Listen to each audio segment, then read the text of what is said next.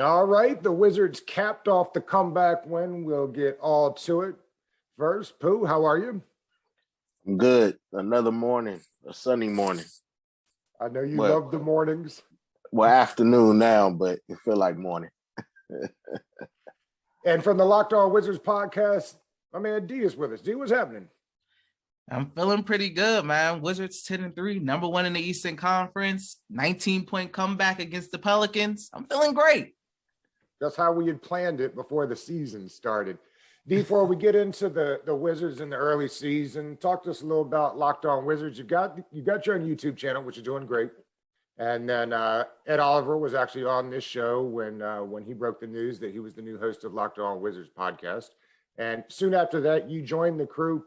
Who makes those decisions? Does Locked On call you? Does Ed call you? How did the two of you collaborate on this thing? Where my guy Nick, he does Locked On Mavericks. He contacted me in the DMs. He said, because I do my own YouTube thing where I cover the Wizards.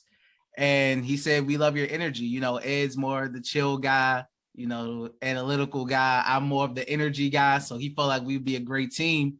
And I was like, I'm down. And me and Ed linked up, and Ed's my guy. He's a little bit under the weather today, so he couldn't make it. But we're a great 1-2 punch. And along with how the Wizards have been playing, everything's been great. We've been popping. Locked On Wizards has been popping. The team has been popping, and the fan base. So, I had definitely made the call, and I don't regret it. I'm loving it. No, I bet not. You guys, I checked out some of recent episodes, and you're right. Pooh and I are both laid back guys. We probably need an energy guy in more often, but you guys have a nice punch that way, so it's nice. Pooh, what do you think here? We were talking about this on Tuesday. New coaching staff is in a whole brand new starting five almost, minus a couple guys. You think this early start's got more to do with the guys they brought in and an addition of talent, or the coaching staff? I think it's a combination of both. You have a coaching staff that's the first thing it seems that they did was when they came in was, Montrezl Harrell said he called to figure out what his role was as soon as he found out about the trade. And it seems this coaching staff has notified everyone of what their role is on this team. And credit to the guys that are playing, but they bought into what it was. And then you have a coaching staff that didn't just talk about defense, actually implementing defensive strategies. I believe it was Kyle Kuzma who said after the win, not last night, but the previous win, when he said, we all know where we're supposed to be on defense. We know what the concepts are. We know how to play everything, and it doesn't change. And you can tell. The perfect example last night was the Corey Kispert block. He was where he was supposed to be when he was supposed to be there, and he was able to get the block. I think Josh Hart still ended up scoring on the carom, but he got the initial block. So, I like I said, I think it's a combination of the players brought in. You have KCP and Kyle Kuzma with championship experience. You have Montrezl Harrell, who's trying to, rejuvenate his value in the league after last season's playoff. And then you have Spencer Dinwiddie coming back off of ACL, who was the forgotten man on the Brooklyn Nets. He was the guy who held them down before Kevin Durant and Kyrie Irving got there, or before they got healthy. So you have all these different players, and then you have the young players on the Wizards who are still trying to make their way in this league and find themselves, like a Denny, who's become a defensive stopper on this team. So defensive star. Yeah. So I believe it's been a combination of the new coaching staff, and then the players buying into what the new coaching staff has been preaching since training camp. Pooh mentioned Montrezl Harrell, and I gotta admit, I'm a huge Montrez fan all the way back to Louisville. But they couldn't play him in the playoffs last year. They literally took him off the floor. So, is this something that is sustainable? Was he not being used right in LA? What do you think the difference has been for Montrez here? I definitely think a big difference is just a different team, a different system. That all matters. So when you look at playing in the Lakers, playing in the LA market, and playing with LeBron James, it's a lot. It's a lot to deal with. Yes, he has his defensive issues, but you look at the team in general. It's not just Montrezl Harrell thing. It's a team. They're playing team defense. Everybody has each other's back. You see it when somebody, may get caught jumping, etc. Somebody helps them out. So I think the defensive side of things, Montrezl Harrell, I don't think it'll be that big of an issue when you go into the playoffs because as a team, they're all playing and have each other's back. Offensively, I mean, he's just having the opportunity to play, and there's no LeBron James that you just have to defer to because when LeBron James is on the court, he's controlling things. Everything's a little bit different. We see it kind of with Kyle Kuzma too, coming over from LA as well. A lot of things are different. So just him having more of that freedom offensively and just the buying in, like Pooh said, buying in from everybody into Wes Unseld Jr.'s coaching and his defensive philosophy is working. It's really working. Montrezl Harrell he got a big offensive foul on Jonas Valanciunas late in that fourth quarter. Those are the little things right there that we're talking about. So just Montrezl Harrell, man, fan favorite. It happened fast. He's getting MVP chance at the free throw line. I'm excited for him. The DO loves some Montrez, and I don't blame him. It's funny, Pooh, we missed you yesterday. I asked Doc quickly about the Bullets and the coaching staff. Was trying to be nice about it with Scott Brooks, and he quickly goes, Brooks sucks, move on. I said, all right, Doctor, we will do that. That was for me. That was for my absence. Just I was here in spirit. It's just night and day, man. It's funny because I was talking about this with my father on Sunday, and we don't represent the same football teams, but we represent the same basketball team, and we both were just talking about our disdain for Scott Brooks, and it's not, he could be a great guy. I heard he was a great guy, right? So this is not against him personally, but it's night and day from how he coached to how Wes Unseld Jr. coaches. You just feel like this team is prepared every night. You feel like they have the answer every night. And it's just going to be dependent upon if their shots are falling or not. The first half yesterday, they couldn't hit the side of a building. Nobody was hitting anything. And then come the second half, they go on the run. And then next thing you know, they're back in the game. They tied the game. They won the game.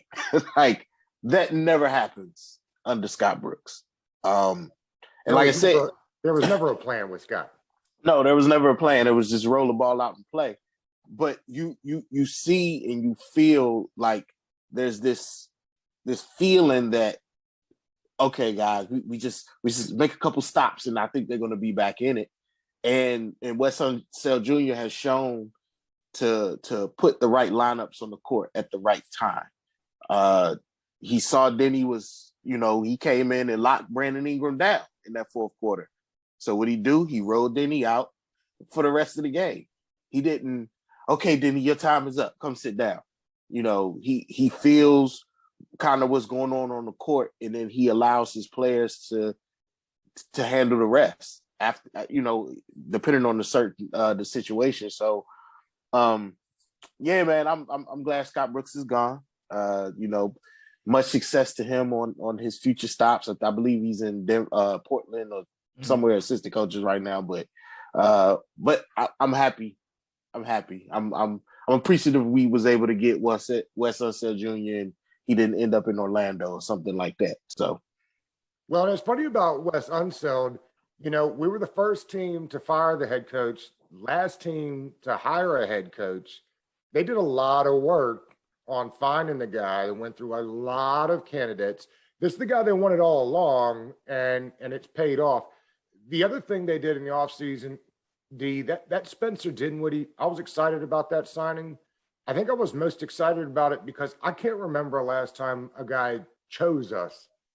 You know what I mean? Like, he chose us, and it's shocking. because it's been, I mean, really, I can't remember last time that a quality free agent said, that's the place I want to be. Here's the reason why. And for what it's worth, dude looks like a bucket. Yeah, I mean, I think that a lot of that is a testament to Bradley Beal, because Spencer wants to play with Bradley and he feels like they could make it happen here. And I just want to give a shout out to Tommy Shepard, just moving on from the John Wall contract, even though I love John, that people say is untradeable. And I mean, you look at it now, he's collecting his millions, doing nothing right now in Houston. And you move that for Russell Westbrook, another big contract that people look at as almost untradeable, and you bring in all these extra pieces. And then you add Spencer Dinwiddie onto that.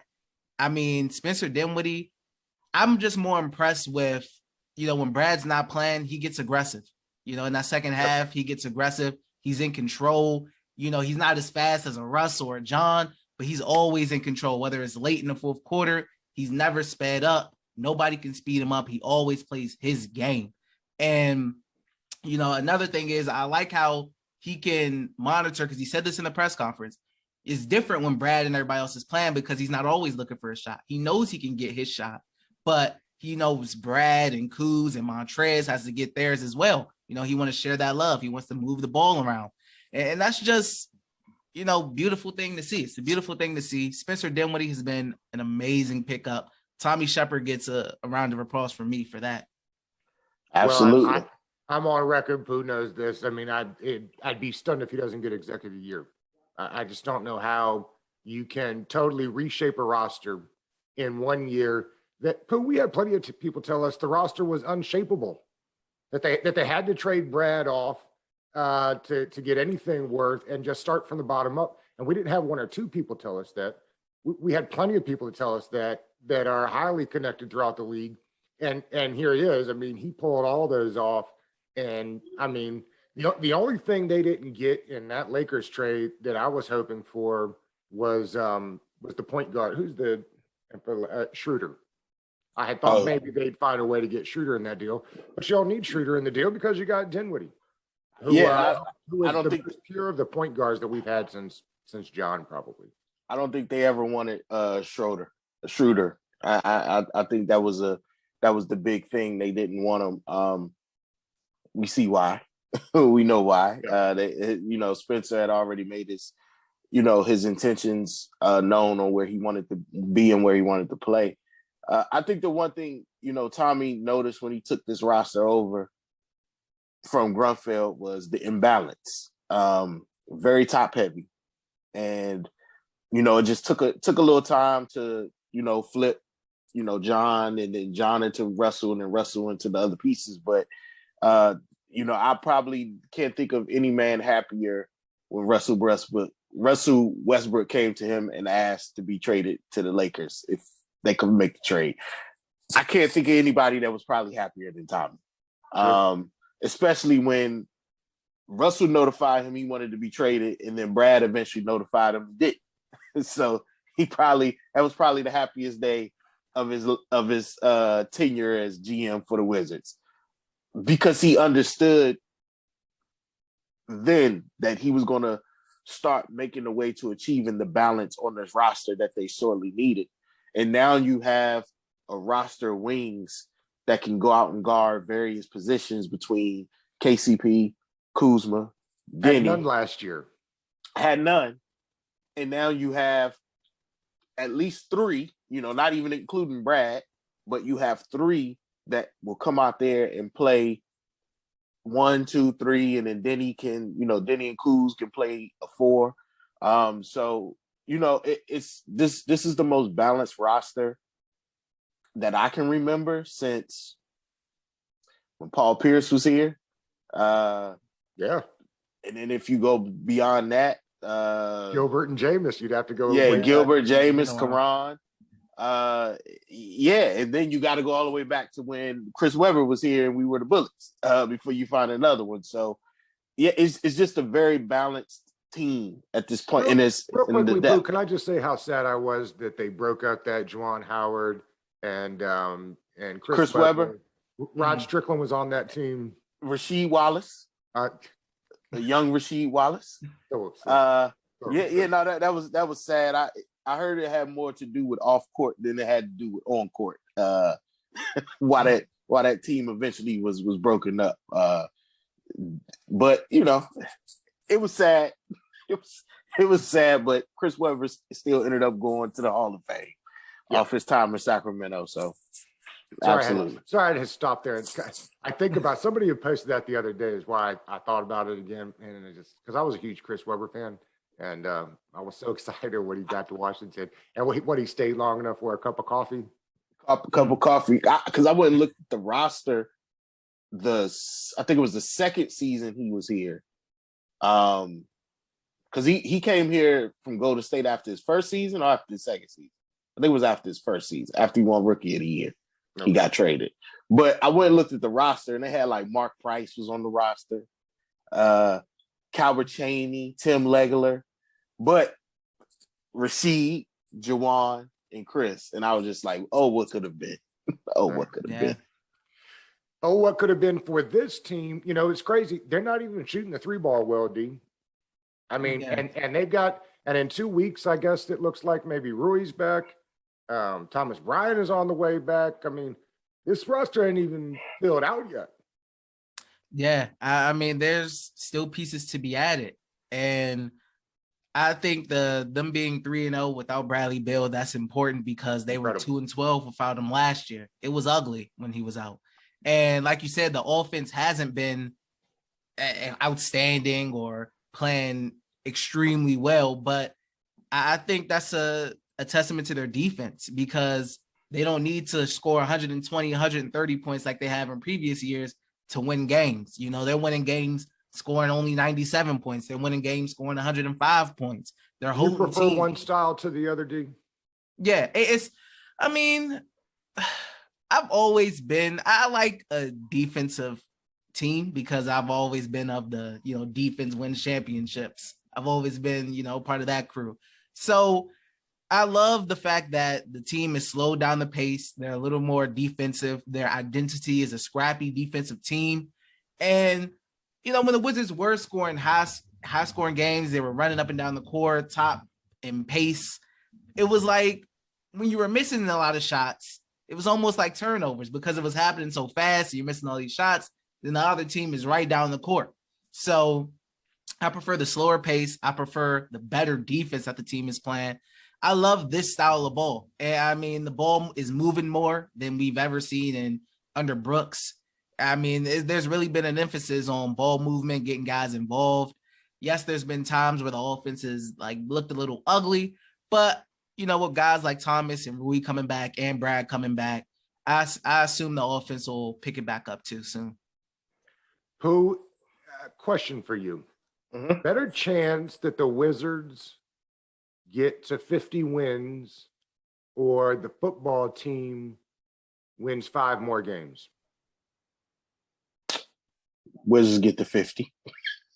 I think the optimism with this team is, as D just pointed out, is the style that they play. You feel that they always have a chance to win because they're not allowing teams to score 115, 116 points a game. 1 point, but it would have been 5 games straight that they held opponents to under 100 points if the Pelicans didn't reach 100 points last night. So it just goes to show they always have a chance to be in the game. All they have to do is get rolling a little bit. And that's what happened in that third quarter yesterday. They got rolling a little bit, and then Kyle Kuzma came in, and Kyle Kuzma in the fourth, that's when all his threes starting to go down. But you feel like they're always in the game. And Spencer Dinwiddie said this the post-game interview when he said, they're like an amoeba. Whatever style they need to play that night, once they figure it out, they play it. So that goes to the depth that they have on the roster. That goes to the different skill sets of all of the players that they have. And as D pointed out, and we're still missing, 3 big pieces. Brad obviously was out for bereavement.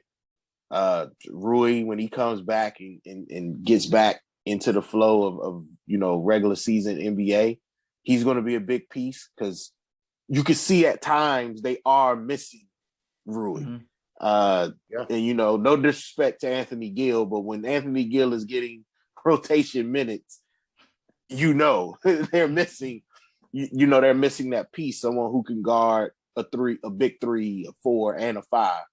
So, and then Thomas Bryant will be like a Trez, but he's Trez with a jump shot. That's what he is. He's Trez with a jump shot. He was who can leading space all the bigs floor. in 3-point percentage before he got hurt last year. Yeah, because that's what he does. He's the pick and pop guy. Everybody else is pick and roll. He's the pick and pop guy. So that adds a new dimension to what they can do on offense. So, and we're still missing Bertans. Bertans hasn't played in a while. Another long range shooter. So, it's going to be interesting as those pieces start coming back into the fold, how the rotation continues to take shape. Because they legitimately, like, most teams, okay, we have a 9-man rotation. Like, they legitimately can go 10, 11, 12 deep. Like, the only guys that really aren't playable on this team is the Isaiah Todd, Joey, I can't pronounce his last name, Joel, the kid from Gonzaga. Yayi. Yeah, him. And Cassius Winston. Like, those three are literally the only players that really aren't playable in rotation minutes. Because he had a terrible game yesterday, but Corey Kispert is generally playable. He's shown flashes. For rotation minutes. I think the speed of the game, he's trying to still get adjusted to the speed of the game, but other than that, they legitimately can run 12 deep. And it's not a lot of teams that can say that, where you can put any of your 12 rotation players on the floor and not feel like you're missing a whole lot. And, that goes back to, speaking to the brilliance of Tommy and the type of roster he's put out there and shaped around Brad. Let me ask you guys this, and I'm curious, both your opinions. D, we'll start with you. If they don't get around that 50 number, like, what are they missing? Like, what is the reason, injury aside, that they don't get to that 48-50 number that we're looking at? I would say if they don't get to that 50 number, I would attest it to the Eastern Conference in general. In general, I feel like it's tough. I feel like it's tougher than it has been in past years. You look at some of the records and teams aren't really, where they're supposed to be right now. Maybe by this time at the end of the year, like the Bucks, they're missing some guys. Their record's a little low. The Celtics, their record's a little low. The Hawks, but these are still good teams. You see the Cleveland Cavaliers are surprising people too this year. The team, the Hornets, you got the Hornets, you got the Bulls. The Eastern Conference I don't know when the last time it's really been this deep with as many good teams as there are. And I know a lot of the records, you look at just the records, you say, oh, these teams aren't good, but they got a lot of good players on a lot of these Eastern Conference teams. So, you even look at a team like the Pacers. They got Miles Turner, Brogdon, Sabonis, Karis LeVert. It's a lot of talent. It's a lot of talent in the Eastern Conference. So if they don't hit 50, I would just chalk it up to it's tough. The Eastern Conference is tough. It's not an easy conference this year. Yeah, if they don't hit 50, I think it's going to be more about their shooting, their 3-point shooting specifically, not coming around and them not shooting a high enough percentage. Because it's surprising. You have KCP, you have Kuzma, you have Bill, you have Bertans, you have a shooter in Kispert. You have these shooters. Of course, Spencer Dinwiddie can hit from out there, but you have all these players that can shoot a good percentage from three, and their 3-point percentage is so terrible. Like, it's like, what's going on here? But I think that's going to be the if they don't get that, balanced out, that probably would be one of the reasons why, because you could tell in certain games the opponent's 3-point, shots versus the Wizards, that sometimes is the difference. Mm-hmm. If you only hitting 4 3-pointers in the game and the other team is hitting, 12, 13, that's a big difference to make up in twos and free throws, you know. So I think that's going to be it, man. I think they have a team that can play, you know, with any team out there. And it's just, we know they're going to play defense.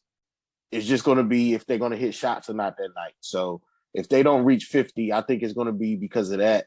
Or, you know, hopefully, you know, knock on wood, I have some around here somewhere, injuries. Like those are the two things that I think will hold them back. After watching, once again, I know it's still a small sample size, but just watching them play, because the East is tough. You know, this beginning is just the beginning.